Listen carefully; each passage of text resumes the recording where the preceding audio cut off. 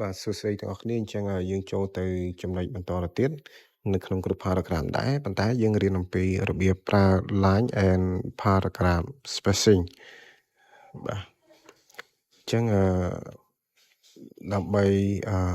ប្រើប្រាស់ line and paragraph spacing បាទ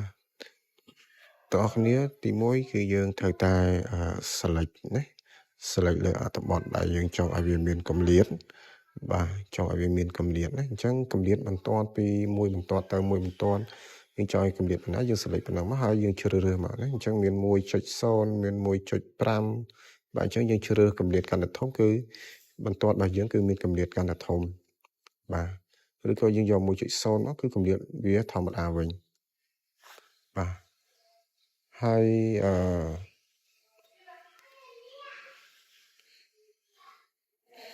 ចំណុចទី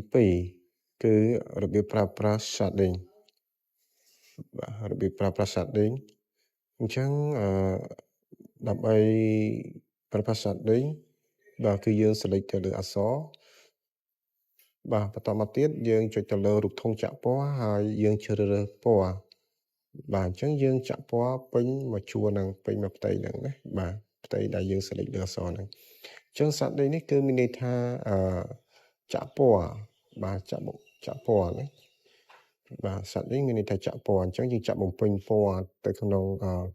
ជួរបន្ទាត់នៃអក្សរដែលយើងបាន select ហ្នឹងបាទវាខុសពី select ណាបាទខុសពី select អញ្ចឹងបើយើង select ជួរណាគឺយើងចាក់ពណ៌ទៅចេញមកជួរហ្នឹងបាទទោះបីជាយើង select ទៅលើអក្សរក៏ដោយណាគឺពេលដែលយើងចាក់ពណ៌ហ្នឹងវាចេញមកជួរហ្នឹងហើយបន្តមកទៀតគឺរបៀបប្រើប្រាស់ border បាទអញ្ចឹងរបៀបប្រើប្រាស់ border ដែលយើងឃើញរូបតារាងសុំហ្នឹងបាទសុំតារាងរបស់យើងហ្នឹងបាទយើង select លើវាហើយយើងចុចជ្រើសរើស border អញ្ចឹងយើងអាចជ្រើសរើសយកពី all គឺមានន័យថាយើងដាក់សុំបាទជុំវិញអក្សររបស់យើងហ្នឹងបាទឬក៏បងប្អូនគ្នាអាចជ្រើសរើសយកបាទ right ឬក៏ outside បាទ inside ណាទៅតាមអ្វីដែលបងប្អូនគ្នាចង់បាន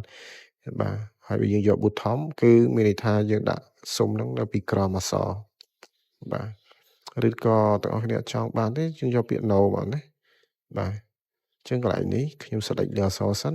ដើម្បីយើងយកពី all ឲ្យវាចេញពេញចេញសុំពេញអញ្ចឹងវីដេអូនេះគឺមានតែប៉ុណ្ណឹង